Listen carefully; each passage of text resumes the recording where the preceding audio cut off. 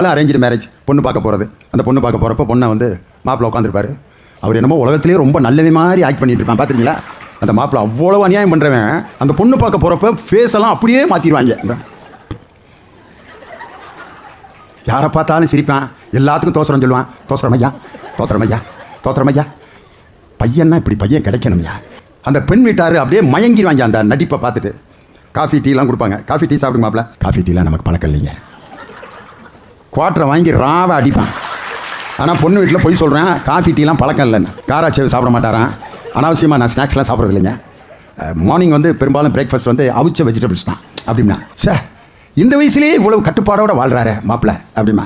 அந்த சின்ன குழந்தைகளெல்லாம் தூக்கி மடியில் உட்கார வச்சுக்கிட்டு, பாப்பா உன் பேர் என்ன? ஜோஸ்பின். பொண்ணு உனக்கு என்ன வேணும்? சித்தி. அப்போ நான் உனக்கு சித்தப்பா அப்படின்னா. உடனே அந்த பிள்ளை அங்கே சித்தப்பாவுக்கு ஒரு கிஸ் கொடு அப்படிம்பார். உடனே அந்த பிள்ளை முத்தம் கொடுக்கும். பொண்ணு வீட்டுக்காரன் இந்த சீனை பார்த்தா என்ன நினைப்பான்?